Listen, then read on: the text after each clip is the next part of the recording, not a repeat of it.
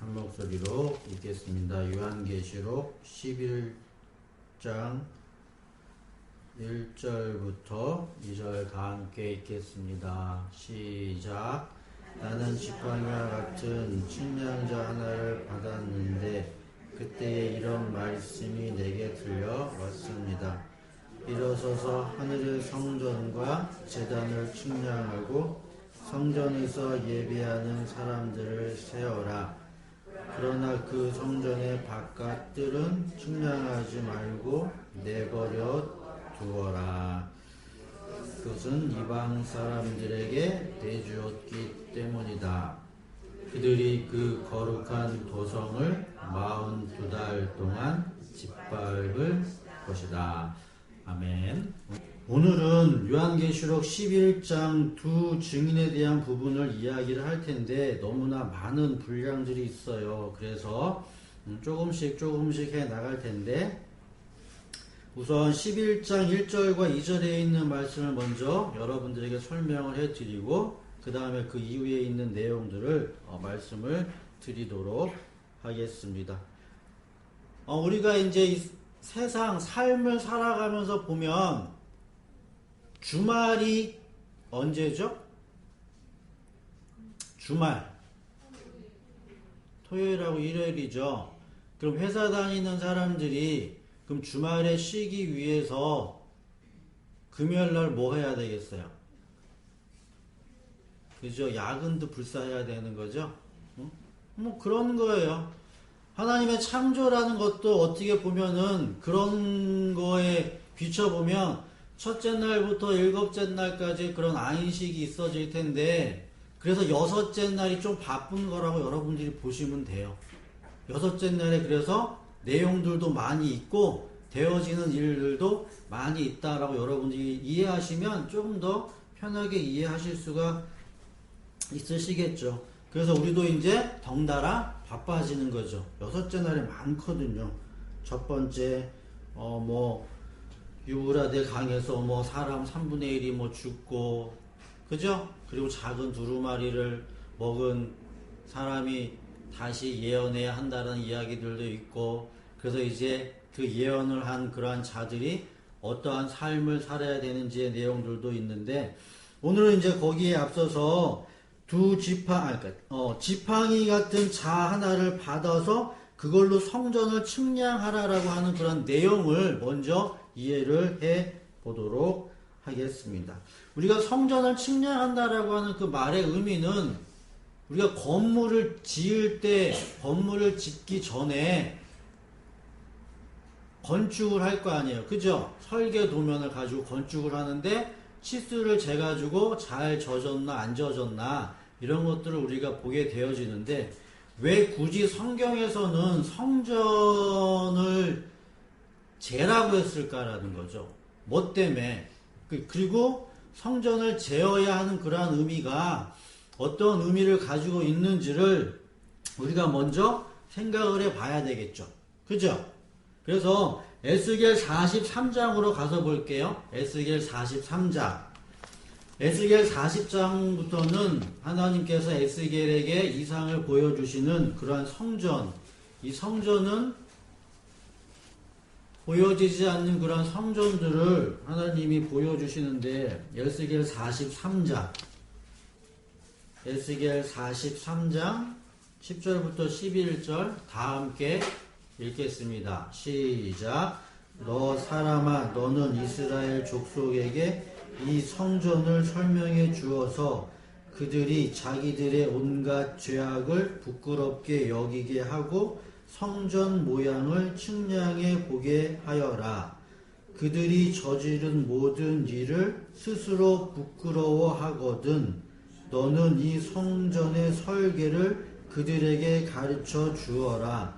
성전의 배치도 성전의 출입구 이 성전의 건축 양식 등 모든 규례와 법도와 모든 율례를 그들에게 알려주고 그들이 보는 앞에서 글로 써 주어서 그들이 이 성전의 건축 설계의 법도와 규례를 지키고 행하게 하여라. 12절에 보면 성전의 법은 이러하다. 성전이 자리 잡고 있는 산꼭대기 성전터 주변은 가장 거룩한 곳이어야 한다. 이것이 성전의 법이다.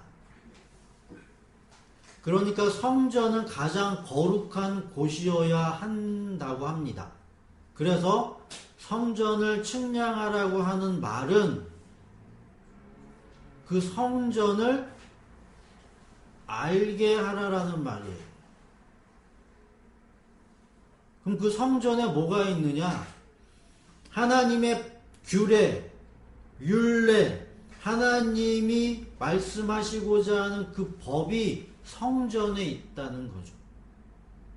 그러니까 성전이 가지고 있는 것은 하나님의 말씀하신 법, 율례, 계명, 규칙 이런 모든 것들이 성전 안에 있는 거죠.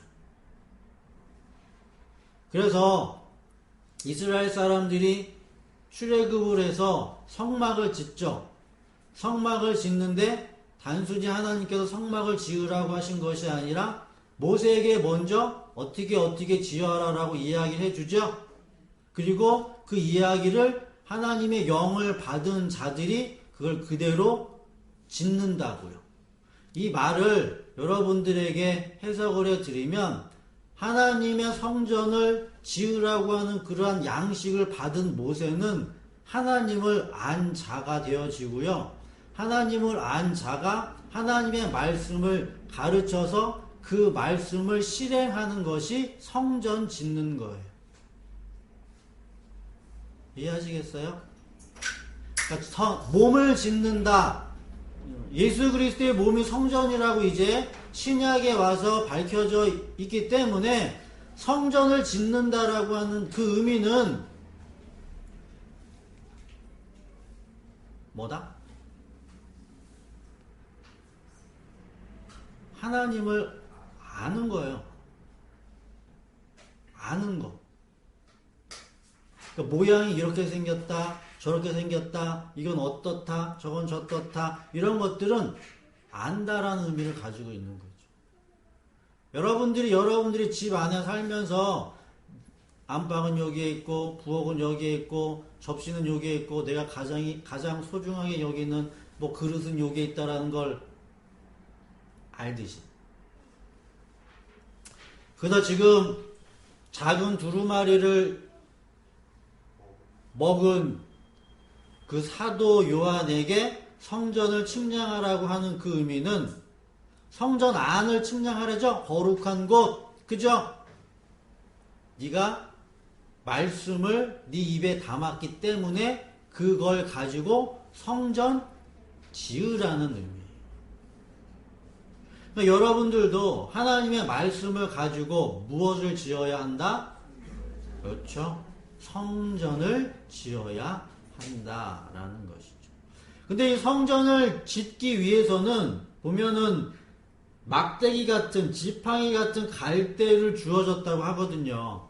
그럼 이 지팡이 같은 갈대를 가지고 성전을 지어야겠죠? 그럼 이 지팡이 같은 갈대가 어떤 의미를 가지고 있는지를 우리들이 또 생각을 해 보아야 합니다.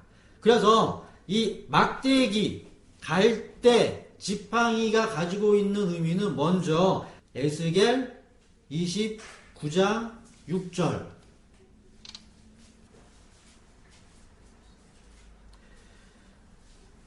그때야 비로소 이집트에 사는 모든 사람이 내가 주인 줄 알게 될 것이다. 너는 이스라엘 족속을 속이는 갈대 지팡이 밖에 되지 못하였다. 그러니까 애굽을 어떻게 표현하냐면 이스라엘을 속이는 갈대 지팡이 밖에 되지 못한다 라는 의미를 가지게 되어지면 이 지팡이라는 의미가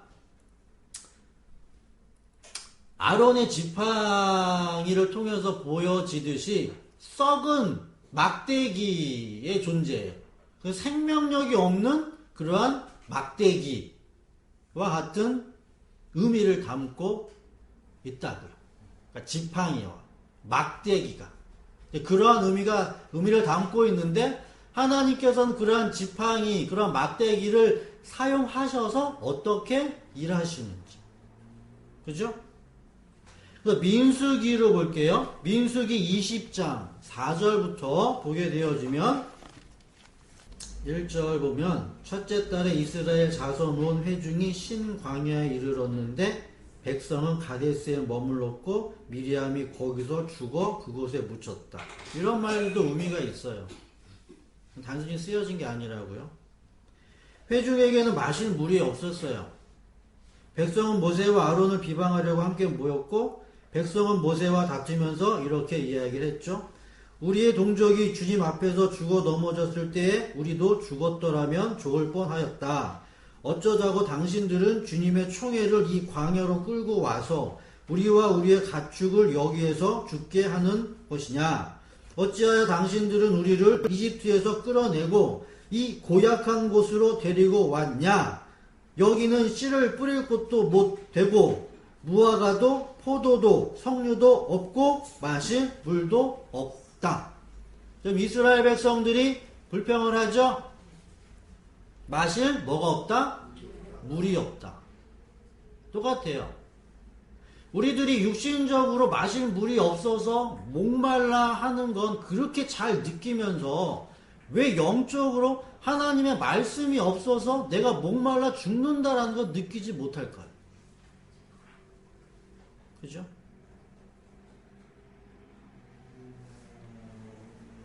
그러니까 6절에서 보면 모세와 아론이 총리 앞을 떠나 회막 얻기로 가서 얼굴을 땅에 대고 엎드려서 있었을 때 주님의 영광이 그들 뒤에 나타나서 여호와 하나님께서 명령을 하시죠.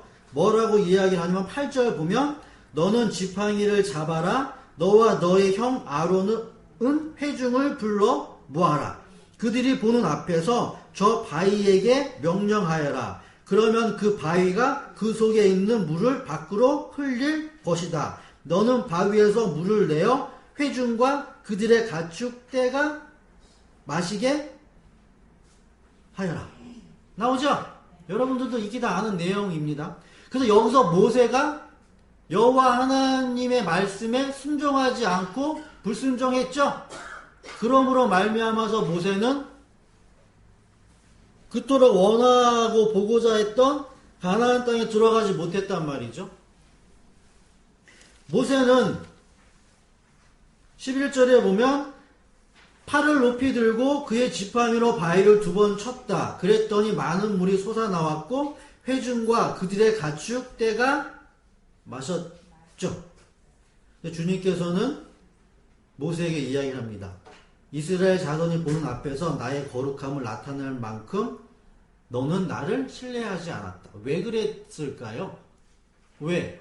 모세가 그 지팡이를 가지고 바위를 쳤는데 그게 뭐 그렇게 잘못을 했냐라는 것이죠.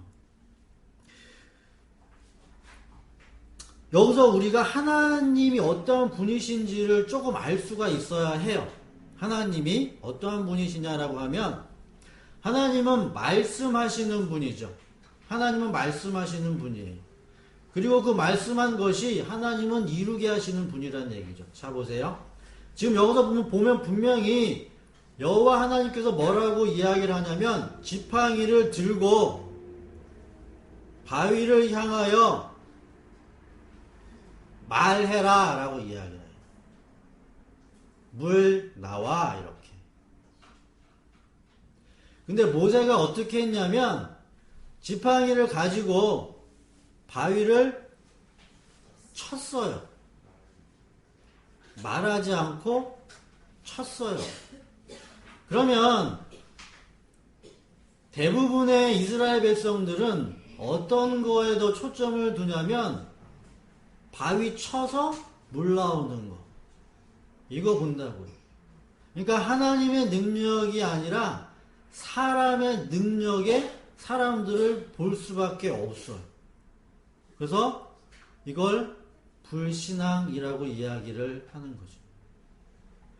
그러니까 출애굽을 했을 때 홍해를 건넜을 때도 하나님께서는 바다를 향하여서 지팡이를 이렇게 들었어요. 이게 했다고요. 이게 뭐 바다를 때린다거나 그러지 않고, 그러니까 그러니까 지팡이 안에 말이라는 걸 담았어요. 담았다는 얘기죠. 그리고 그 지팡이로 말미암아서 그 말이 이루어진 거죠. 그러니까 지팡이는 제가 처음에 여러분들에게 말씀을 드렸다시피 썩은 것, 생명이 없는 것. 그러니까 우리의 인생과 같은 썩어 생명이 없는 우리를 사용하셔서 우리를 하나님의 그 영광의 이름이 드러나도록 쓰시겠다라는 거죠. 그러니까 모세는 지팡이의 종과 같은 역할이에요. 모세는. 그래서 하나님께서 모세를 처음 만났을 때 출애굽기 4장을 보게 되어지면 네 손에 들고 있는 거 뭐니? 지팡이입니다. 그러면 그 지팡이를 땅에다 뭐해라? 던져라 라고 이야기했더니 그 지팡이가 뱀이 됐죠.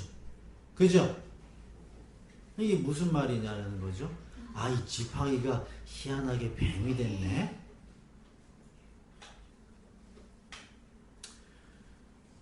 그 말이 아니죠.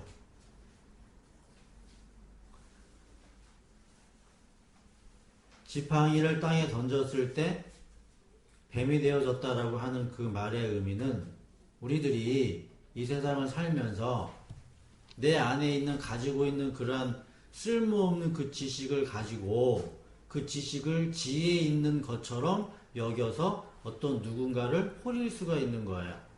뱀과 같이. 그래서 출애굽의 재앙이 떨어졌을 때 어떤 내용들이 있어요?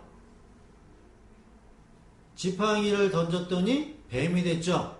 근데 희한하게도 애굽 술객들도 그 일을 했어요, 안 했어요? 했죠?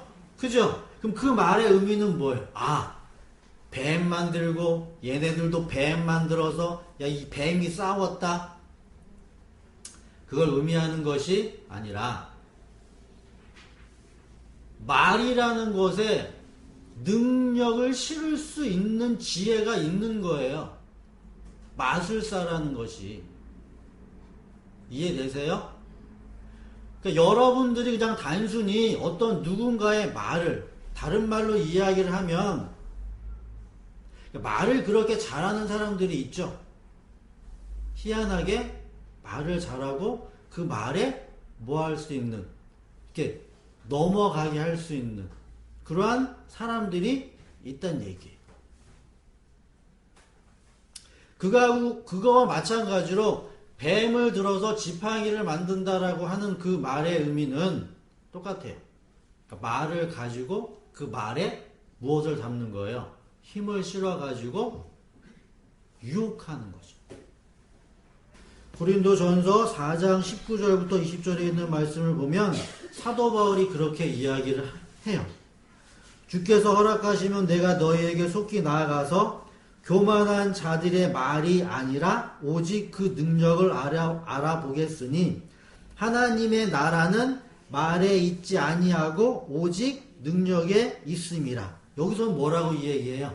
하나님의 나라는 말에 있지 않고 능력에 있대죠.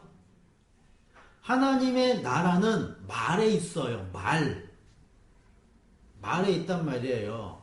근데 그 말이 어떠한 말이냐? 교만한 말이고 가증스러운 말이냐?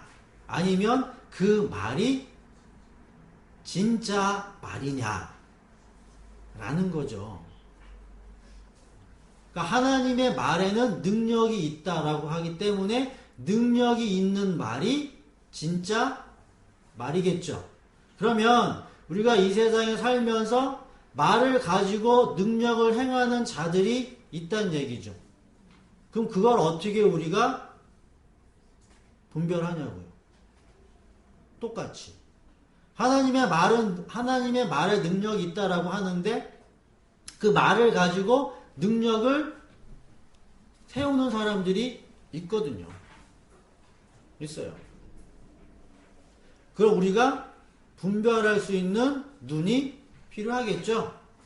그러한 내용은 이따가 오후 시간에 한번 더 자세하게 말씀을 드리고, 여기서는 이제 막대기, 지팡이와 같은 그 갈대로 성전을 측량해야 하는 그 일에 대해서 여러분들이 먼저 이해를 하셔야 한다는 것이죠. 그러면 지팡이 같은 그러한 갈대는 어떤 의미가 있다? 아주 보잘것없는 거란 얘기예요. 보잘것없는 거예요. 그걸 가지고 하나님이 사용하시겠다라는 거죠. 하나님께서. 예수님께서 십자가에 달려 죽으실 때 이러한 모습들이 나오는데, 마태복음 27장 보겠습니다. 마태복음 27장 28절부터 31절. 27절부터 31절까지 다 같이 읽겠습니다. 시작. 총독의 병사들이 예수를 총독 관저로 끌고 들어가서 온 부대를 다 그의 앞에 불러 모았다. 그리고 예수의 옷을 벗기고 주홍색 걸침옷을 걸치게 한 다음에 가시로 면류관을 엮고 그의 머리에 씌우고 그의 오른손에 갈대를 들게 하였다. 그리고 그분 앞에 무릎을 꿇고 유대인의 왕 만세 하고 말하면서 그를 희롱하였다. 또 그들은 그에게 침을 뱉고 갈대를 빼앗아서 머리를 쳤다. 이렇게 희롱한 다음에 그들은 주홍 옷을 벗기고 그의 옷을 도로 입혔다. 그리고 십자가에 못 박으려고 그를 끌고 나갔다. 라는 말씀이 있는데, 이것이 단지 겉으로 보여지는 그러한 내용이 아니라 여기 안에는 다 의미들을 담고 있어요. 그걸 지금 여러분들에게 말씀을 드려도 여러분들이 이해를 하실 수 있을지 모르겠지만, 한번 보면 지금 예수님이 십자가에 달렸어요. 이것은 내가 들려야 하리라, 내가 불뱀이 놋뱀처럼 들려야 하리라는 그러한 지금 뱀이 들린 거라고요. 뱀이. 그래서 지금 첫 번째 옷이 벗겨지고 붉은색 옷이 입혀지고 다시 또 옷이 벗겨지고 옷이 입혀지고 이런 내용들은 육의 그러한 모습과 영의 모습이 그 십자가라는 죽음이라는 것 사이에서 변화되는 모습들을 상징적으로 이야기를 한단 말이죠. 보면은 손에 갈대가 들렸죠. 이 갈대, 오른손에 갈대가 들려 있는데, 이 오른손에 갈대가 들렸다라고 하는 이 말의 의미는 율법이에요. 법이에요. 법. 오른손에 지금 예수님이 손에 들고 있는 이 갈대의 이 오른손, 이 법이에요. 이거를 병정들이, 군사들이 뺐죠. 빼져서 뺏기는 거죠. 그러니까 내가 가지고 있던 그 율법이 이렇게 뺏기는 거예요. 뺏겨가지고 그게 그 다른 율법을 가지고 있는 자에 의해서, 그죠? 머리로 이게 이 갈대로 머리를 치죠. 그 뱀이 머리를 상하게 하는 거와 마찬가지로 머리가 이렇게 당한다고요. 이렇게 갈대, 지팡이 같은 갈대라고 하는 그 말의 의미를 여러분들이 그냥 쉽게 이해를 하시면 법이에요. 법. 그래서 우리들이 이 세상에 살면서 가져야 하는 그러한 법, 이 법을 가지고 하나님께서는 성전을 짓게 하시는 거예요. 율법을 가지고 우리들을 복음으로 이끌어서 그 안에 살게 하신다라는 거죠. 그래서 성도는 반드시 이 율법이라는 그런 법을 가지고 성전을 지어야 해요. 근데 이 성전을 지어야 하는데 어떠한 일이 생기게 되어지냐면, 오늘 본문을 보게 되어지면 이 거룩한 성이 42달 동안 이방인들에게 짓밟혀한다라고 합니다. 그죠? 이것을 세대주의자들이나 아니면 다른 사람들은 어떻게 이해를 하냐면, 하나님의 그 거룩한 성이 이방인들, 다른 말로 이야기를 하면 세상 사람들에 의해서 침략당하는 일로 해석을 합니다. 그러니까 그러니까 하나님의 거룩한 성이라는 곳이, 다시 말하면은 이 교회라는 곳이 이방 사람들로 말미암아서 핍박을 받는 걸로 생각을 한단 말이에요. 그러니까 그걸 고난이라고 이야기를 하고 그걸 고통이라고 이해를 한단 말이죠. 그러니까 저는 그렇게 생각하지 않습니다. 거룩한 성이 이방인들로 말미암아 짓밟힘을 받는다라고 하는 그 말의 의미는 그 거룩한 성 안에 있는 그런 거룩한 자들이 잘못해가지고 이방인들로 말미암아 수치와 부끄러움을 당하는 거예요. 예레미야 25장 9절부터 13절에 있는 말씀을 우리 다 같이 한번 읽어보도록 하겠습니다. 예레미야 9장 25장 9절부터 13절 시작. 내가 나의 종 바벨로니아 왕 느부갓네살을 시켜서 북녘의 모든 민족을 데려오겠다. 나 주의 말이다. 내가 이렇게 그들을 데려다가 이 땅과 그 주민을 함께 치게 하며 그 주위의 모든 민족을 치게 하겠다. 내가 그들을 완전히 진멸시켜 영원히 놀라움과 빈정거림과 조롱거리가 되게 하고 이 땅을 영원한 폐허더미로 만들겠다. 내가 그들에게서 흥겨워하는 소리와 기뻐하는 소리, 즐거워하는 신랑 신부의 목소리, 맷돌질하는 소리, 등불빛을 모두 사라지게 하겠다. 이 땅은 깡그리 끔찍한 폐허가 되고 이 땅에 살던 민족은 70년 동안 바벨로니아 왕을 섬길 것이다. 이렇게 70년이란 기한이 다 차면 내가 바벨로니아 왕과 그 민족과 바빌로니아 땅의 죄를 벌하며 그곳을 영원한 황무지로 만들어 버리겠다. 나 주의 말이다. 내가 그 땅을 치겠다고 한 나의 모든 약속을 실천할 터이니 이는 뭇 민족이 받게 될 벌을 예레미야가 예언한 대로 이 책에 모두 기록된 대로 성취하는 것이다. 여러분들이 이 내용의 말씀을 잘 이해해야 돼요. 이게 하나님의 마음이고요. 하나님이 하시고자 하는 약속이에요. 그 위에 있는 부분과 아래에 있는 부분을 여러분들이 쭉 읽으셔서 그 내용을 여러분들이 먼저 살피셔야 돼요. 에스겔 36장 23절을 보면 너희가 여러 나라에 흩어져 살면서 내 이름을 더럽혀 놓았으므로 거기에서 더럽혀진 내 큰 이름을 내가 다시 거룩하게 하겠다. 보세요. 이방 사람들이 지켜보는 앞에서 너희에게 내가 내 거룩함을 밝히 드러내면 그때야 비로소 그들도 내가 주인 줄 알 것이다. 나 주 하나님의 말이다. 내가 너희를 이방 민족들 가운데서 데리고 나오며 그 여러 나라에서 너희를 모아다가 너희의 나라로 데리고 들어가겠다. 라는 이야기들을 쭉 하는데, 자 보세요. 여호와 하나님께서 하나님의 말씀을 이스라엘 백성들에게 줬어요. 내 말을 잘 지켜라 이렇게. 그리고 나를 믿어라. 나를 따라라. 라고 이렇게 하나님이 약속하셨거든요. 근데 그 이스라엘 사람들이 하나님의 약속을 말을 믿지를 못했어요.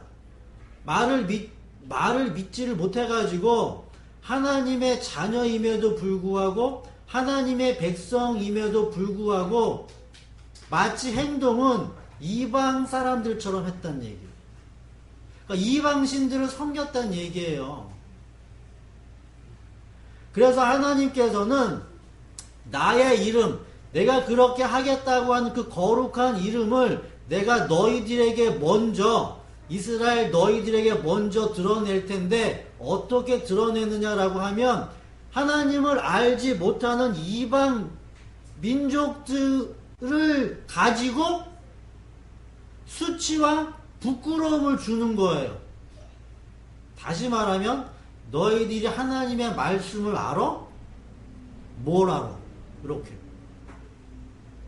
니네들이 하나님의 말씀을 얼만큼 아냐라는 거죠. 너희들이 하나님의 말씀을 알면 이렇게 해? 라는 거예요. 그게 몇 달? 42달이에요. 근데 그 의미는 하나님께서 그래 수치와 모욕거리로 만들겠다라고 하는 것이 아니라 내가 너희를 그 가운데서 구원해 내겠다라는 거예요. 그런 것들을 통해서라도 너희들이 좀 알아라라는 거예요. 그리고 어떻게 하느냐? 맨 마지막에 가서는 그럼 하나님의 백성, 하나님의 자녀임에도 불구하고 하나님을 알지 못하는, 하나님의 말씀을 알지 못하는 거라고 핍박했던 너희들은 그럼 하나님의 말씀 알아? 모르지? 그럼 니네들도 멸망당해. 그 모든 민족이 다 멸망당하는 거예요. 그래서 오직 누구만? 주만. 이 세상에 있는 모든 사람들은 그래서 다 죽는 거예요. 예레미야 26장으로 볼게요. 예레미야 26장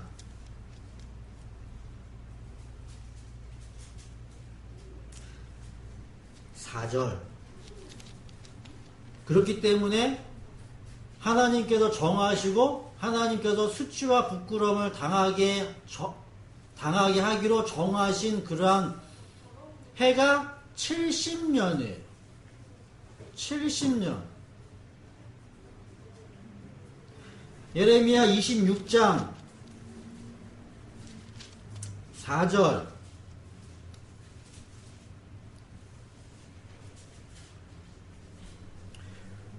너는 나 주가 한 말을 그들에게 이렇게 일러 주어라. 이게 어디냐라고 하면 주의 뜰 앞에서 모인 백성들에게 이야기를 하는 거예요. 그 성전 안에 있는 자들에게 예레미야 선지자를 통해서 하나님이 이렇게 얘기해라라고 말씀하신 거거든요.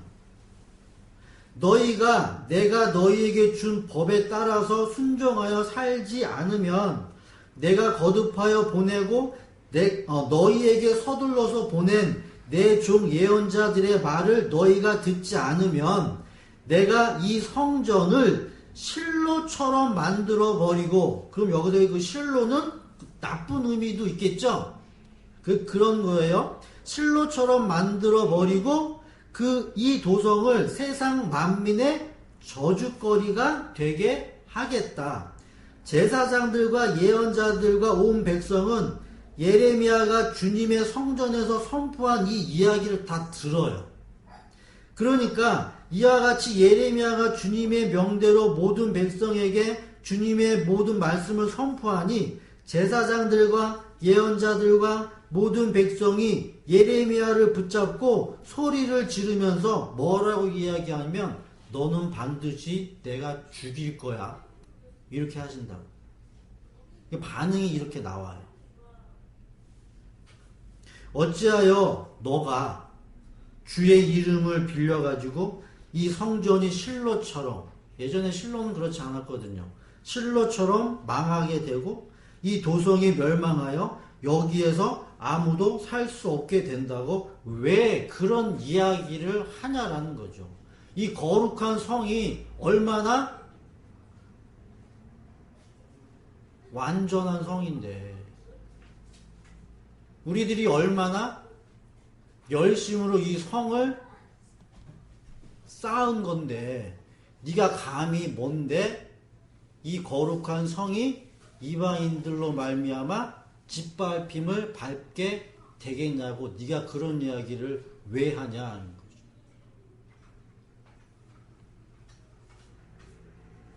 그래서 예레미야 선지자는 죽을 뻔해요. 죽을 뻔. 그래서 25장으로 볼게요. 예레미야 25장에서.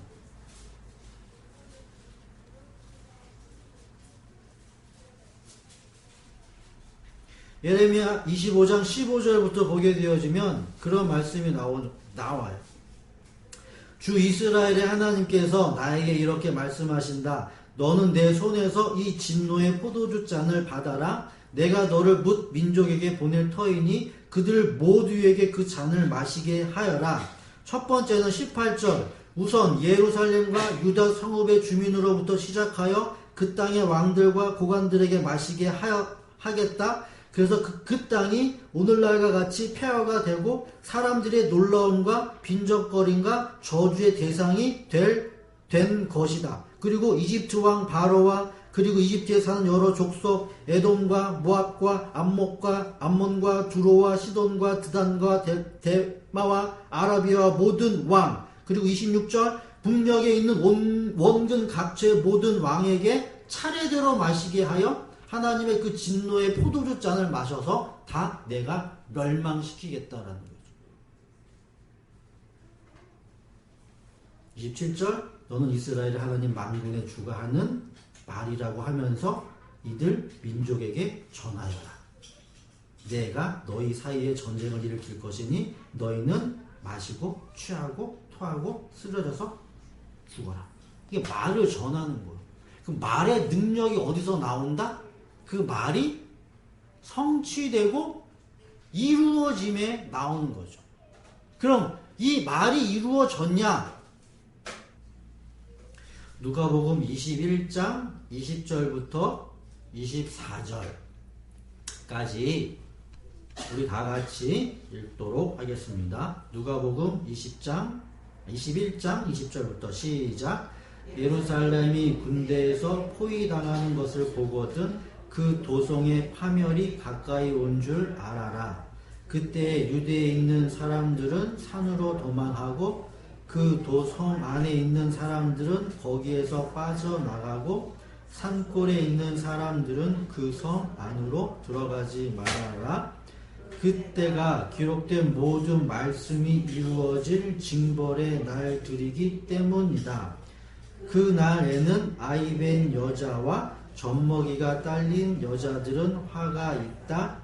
땅에는 큰 재난이 닥치겠고 이 백성에게는 무서운 진노가 내릴 것이다.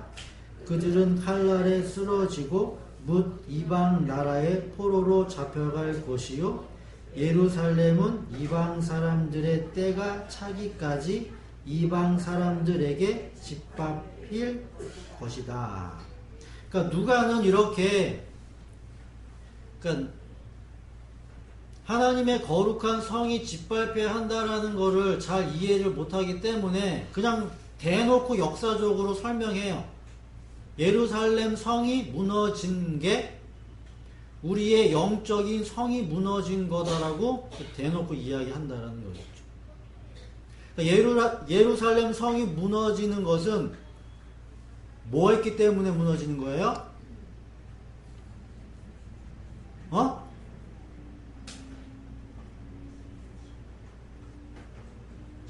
뭐 했기 때문에 무너져요?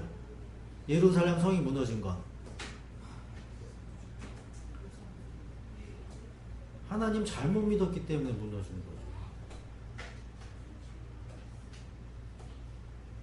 하나님 잘 못 믿어서. 그럼 여러분들에게 있어서도 이 옛 성전이 무너져야 되겠어요? 안 무너져야 되겠어요? 무너져야지. 옛 성전이 무너져야지 무슨 성전이 나와요? 새 성전이 세워질 거 아니에요. 그 새 성전이. 그래서 바깥들이란 그런 이방인들의 그 뜰은 측량할 필요가 없겠죠. 그 뭐하러 측량하겠어요? 이방인들은. 성전 안, 그 뜰, 제단 있는 그 뜰, 제사장들이 일하는 그곳을 측량을 해야지. 성전 바깥은 측량할 필요가 없죠. 그 기간이 42달이에요. 그래서 이 42달 1260일 3년 반, 한때 두때 반 때는 다음 주에 이것과 연결을 해가지고 여러분들에게 설명을 해드리고, 우선 여러분들이 먼저 오늘 결론으로 마음에 잘 담아야 하는 것은, 거룩한 성이 이방인들로 말미암아 짓밟힘을 42달 동안 받아야 한다라고 하는 그 말의 의미는 그냥 예루살렘 성전이 역사적으로 로마에 의해서 멸망당했구나 라는 그 말의 의미가 아니라, 여러분들 안에, 여러분들의 몸에 그리스도의 성전이 세워지기 위해서는 여러분들의 몸에 성전이 뭐 해줘야 된다는 거예요? 무너져야 한다는 거죠. 무너져야 한다는 것이죠. 자, 보세요. 내 속에서, 내 마음 속에서 생각이 나요. 첫 번째로는 어떤 사람이 있냐면, 내 마음 속에서 내 성은 괜찮어, 이런 생각을 가지고 있는 사람. 다른 말로 이야기를 하면, 그래, 나 하나님 지금까지 잘 믿고 있어, 이렇게 생각하는 사람. 첫 번째 사람. 두 번째 사람은 약간의 어떤 뭐가 있냐면, 그래, 이 내 몸, 이 내 생각, 이 내 마음 속에 있어서 내가 하나님을 잘 섬기고 있는 것 같지는 않은 뭔가라는 것이 이렇게 꿈틀대는 그런 사람들이 또 있겠군. 그러니까 갈등을 일으키는 사람들이 있을 수가 있겠죠. 그리고 세 번째는 그 갈등으로 말미암아서 내 거룩한 성이 무너져 버린 사람들이 있겠고요. 그죠? 그 무너져 버린 그 사람들이 비로소 베옷을 입고 1260일 동안 예언을 합니다. 무슨 예언을 하겠어요? 무슨 말을 하겠어요?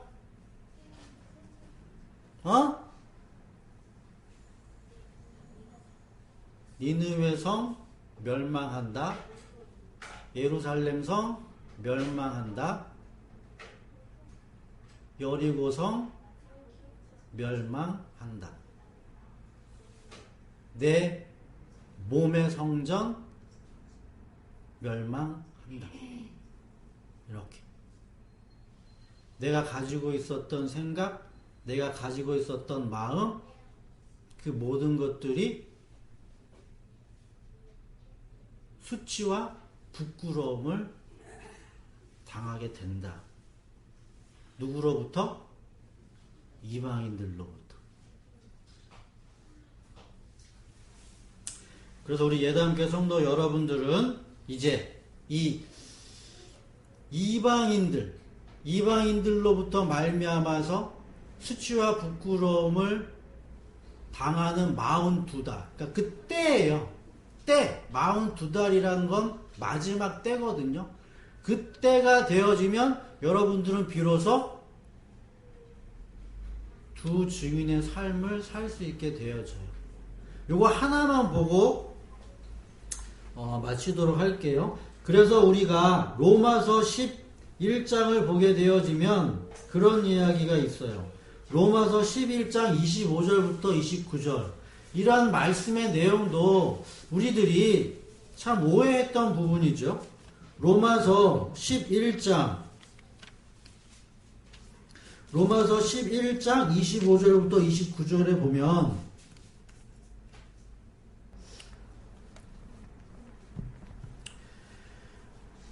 형제자매 여러분, 나는 여러분이 이 신비한 비밀이라고 이야기를 해요. 신비한 비밀이라고 이야기를 하는데, 그 비밀은 이방 사람의 수가 다 찰 때까지 이스라엘 사람들 가운데서 일부가 완고해진 대로 있으리라는 것과 온 이스라엘이 구원을 받게 되리라는 것, 이것이 성경에 기록되어져 있대요. 그러니까 이방인의 충만한 수가 차기까지 이스라엘이 더러는 뭐하다라는 거죠? 아직까지 성전 허물지 않고 있다고. 근데 이방인의 수가 차게 되어지면 비로소 이스라엘이 뭐한대죠? 구원을 받는대죠. 그러니까 이걸 어떻게 우리들이 이해했냐라고 하면, 옛날에 유대인 사람들 그리고 우리들은 이방인. 그래서 우리들 이방인이 예수를 믿어서 하나님이 약속하신 구원의 그 수가 다 차면 이제는 그 구원이 이방인을 향하는 것이 아니라 다시 이스라엘에게로 가가지고 남은 자, 그리고 이스라엘이 다시 회복되는 역사가 일어날 것이다 라고 이렇게 이야기한단 말이죠. 이렇게. 그러니까 이방인 사람들이 다 구원받을 백성. 이거 구원에 초점 맞춰져 있어서 그래요. 구원에.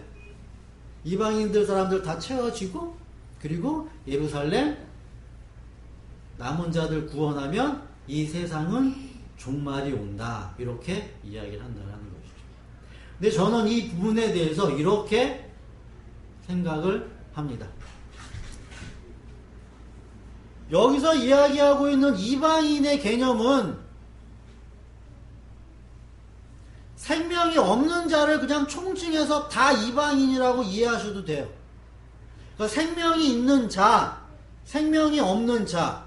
자, 생명이 있는 자가 거룩한 성에서 살아야죠.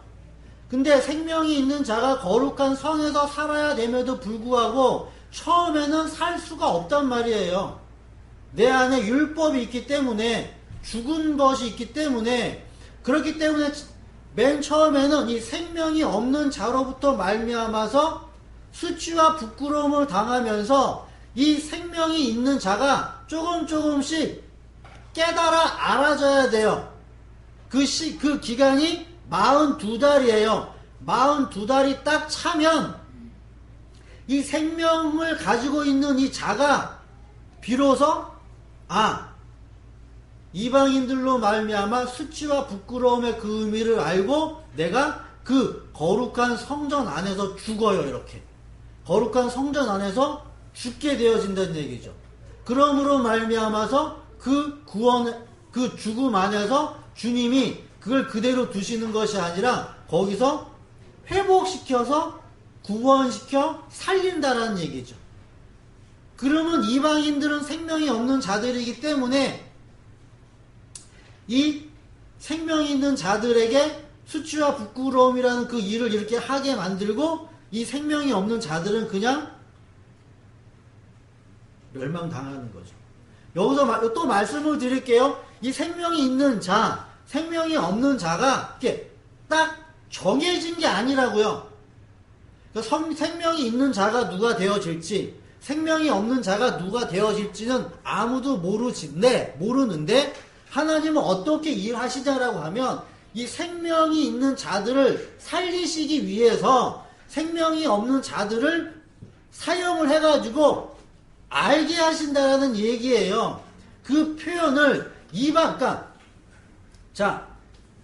이방인들이 충만하다라는 것, 이방인들이 가득하다라고 하는 그 말의 의미는 이 거룩한 성 안에서 생명 있는 자가 죽어야 할 그때가 가까이 왔다라는 얘기 아니에요.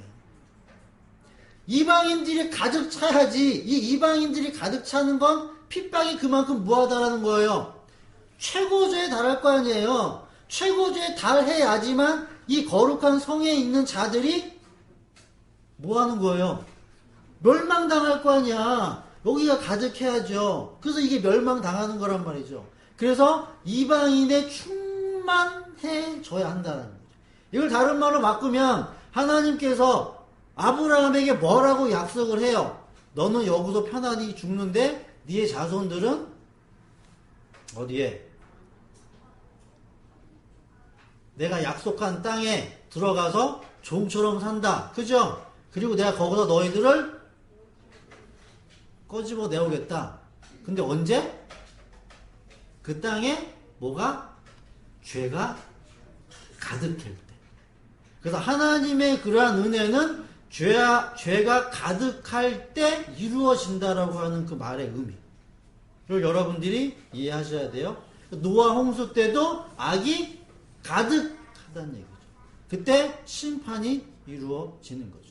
이방인의 수가 충만해져야지만 거룩한 성이 짓밟힘을 당해요.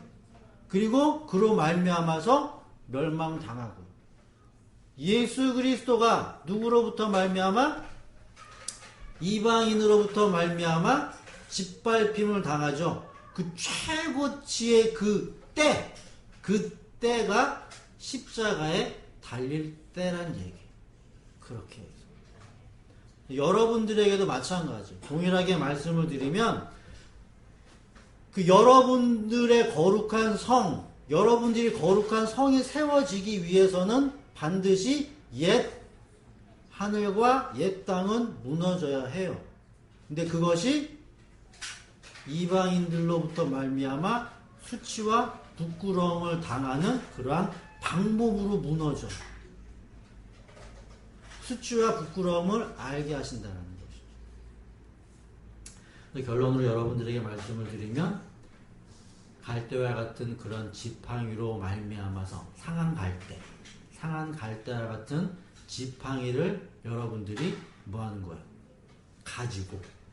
가지고 이방인들로부터 말미암아서 42달 동안 짓밟힘을 당한 이후에 여러분들은 죽는 거예요. 그게 뒷부분에 나와요. 예수님이 죽으셨죠? 하나님이 예수님을 그대로 뒀나? 살리시죠? 하나님의 능력이죠. 여러분들이 거룩한 성에서 죽게 되어지면 그대로 두나?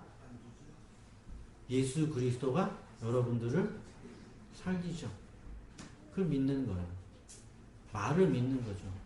약속을 믿는 거죠. 약속을 믿는 것만큼 가장 확실한 방법은 없어요. 그러니까 하나님이 여러분들을 구원하실 때 어떠한 감정, 어떠한 방법으로 여러분들을 구원하시지 않아요. 여러분들이 굳이 뭐 하실 필요 없어요?